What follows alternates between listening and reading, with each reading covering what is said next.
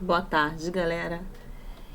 Então, aqui quem está falando é a professora Mônica Lopes e hoje a gente vai trabalhar com o tema sistema digestório. Quando a gente fala no sistema digestório, a gente fala nessa analogia e fisiologia do sistema digestório de transformar as macromoléculas, que são alimentos maiores, em pedaços menores, que a gente chama de micromoléculas, onde serão absorvidas e utilizadas através das nossas células. Então, o nosso sistema digestório, ele vai compreender entre a boca, entre a faringe, o esôfago, o estômago, o intestino delgado, o intestino grosso, até chegar no ânus.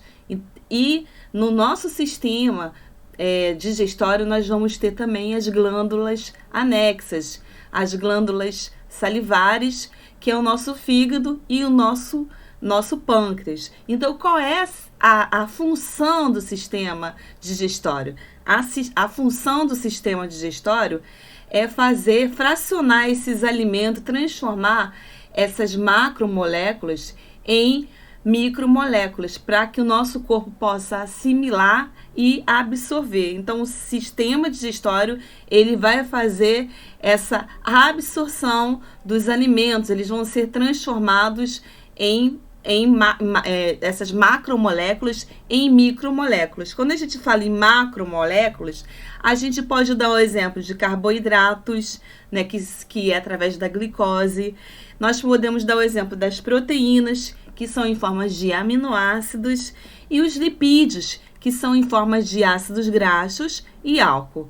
Então, o sistema digestório, boa parte dos animais vai incluir esse sistema digestório, que são as glândulas anexas, né? Estruturas especializadas e em termos anatômicos e funcionais. Nós podemos representar em grupos de diferentes animais. Aqui, né, uma figura que mostra a realização, né, de como que é feito o processo de digestão, que inicia pela boca, até chegar, né, na última porção, que é o intestino grosso, até chegar no ânus, né? Essa aqui é outra figura que mostra, né, sobre as glândulas anexas, né, que passa pelo tubo digestório e contém órgãos tubulares como o esôfago, né, o estômago, o intestino, né, essa maior parte vai ser dividida em 4 camadas, que é a mucosa, a submucosa, o tecido músculo liso, o peritônio. A mucosa, ela vai secretar, né, e ela vai absorver os nutrientes através dessas ondas ondulatórias que existe nessa camada muscular, que faz esse movimento peristáltico. Então, quem vai fazer isso vai ser a mucosa. Tá? E existe 2 tipos de digestão, a mecânica e a química. A digestão, quando a gente fala, né, nos vertebrados, a gente pode dar o exemplo, né, que é através da língua, dos dentes, onde o alimento ele vai sofrer essa ação física, né, e os movimentos peristálticos. E na digestão química, a gente pode falar que são as enzimas digestivas, né, produzido por algum determinado grupo, né, e vai fazer essa adaptação, onde ela vai quebrar, né, os alimentos pelos sucos digestivos. Né? Então, aqui nós temos um cardápio, né, de alimentação dos nutrientes, os carboidratos, que são as frutas, os doces, né, eles vão ter a função de energéticos. Os lipídios, que vai ser quem? As frituras, o bacon, o óleo, vai ter a função energética. As proteínas, que vai ter a função construtora. O ácido nucleico, né, que a gente vai ter a função também, né, as carnes e os vegetais vai ter a função construtora. E os sais minerais, que vai ter a função reguladora. Aqui é uma tabela onde está falando das enzimas, né, que existe, né, e o local de produção de cada uma. A pitialina, que o local de produção acontece na saliva, ela vai quebrar, né? Vai conseguir quebrar e decompor o amido, né? Em maltose.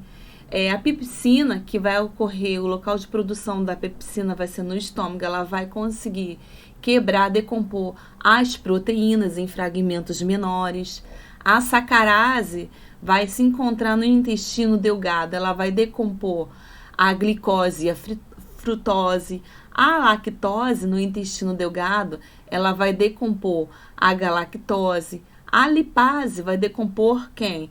Os ácidos graxos, né, os gliceróis. A tripsina vai decompor as proteínas em fragmentos menores. A amilase pancreática vai decompor o amido em maltose. E a peptidase vai decompor os aminoácidos. E continuando, né? Então começa na boca, digestão, se inicia o processo de digestão de alimentos, né? Pela digestão química dos carboidratos, e nela, né, através do dente, vai empurrar, né, envolver os alimentos com a saliva e vão secretar com glândulas salivares que ficam no anexo, né, da boca. Então, a saliva ela possui uma enzima que a gente já citou anteriormente, chamada amilase salivar, né, e ela vai digerir os alimentos, né, em pedaços menores.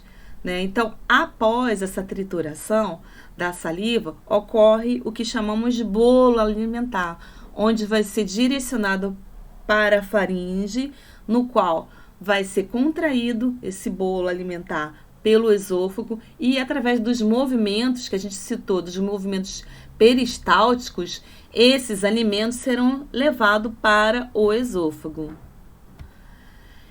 No estômago, né, onde será armazenado esse bolo alimentar, através do suco gástrico, ele vai ser constituído, né, de ácido clorídrico, né, onde ele vai ter um pH estomacal capaz de controlar essa acidez, né, no nosso estômago. Então, a acidez ela vai favorecer toda a ação de enzimas, né, pepsina, protease, né, que vai estar presente ali naquele meio ácido. Então, vai ser transformado quebrando esses aminoácidos em proteínas. Então, o resultado desse bolo alimentar forma-se o suco alimentar, que se chama quimo, né? O quimo, a parte do quimo vai ser assimilado no estômago, mas a maior parte ocorre no intestino delgado. No intestino delgado, ele vai ocorrer essa digestão através de absorção dos nutrientes. Esse órgão, ele vai ser dividido em duodeno, jejuno e íleo. Então, o quimo, ao chegar no duodeno, ele vai estimular, né, esses hormônios, secretina, né, que vai atuar na secreção desse suco pancreático no pâncreas, através da bile que existe no fígado. Então, quando chega ali, né, a bile, o que ela vai fazer? Ela vai sintetizar o fígado, né, para que na vesícula biliar ela faça essa emulsificação de gordura, de lipídio. Então, já no suco pancreático vai existir várias enzimas com amilase pancreática, que vai digerir amido, que vai quebrar os peptídeos, a lipase, que são digeridos pelos lipídios e outras substâncias que ali estiverem. Então, essas secreções vão se juntar no suco entérico que existe, né, através dessa mucose no intestino, a mucose intestinal, e aí vai possuir algumas enzimas participando, né, da digestão de lipídios, de proteína e outros carboidratos. Então, no jejum, no ilho, o suco intestinal ele é composto por várias enzimas, tá?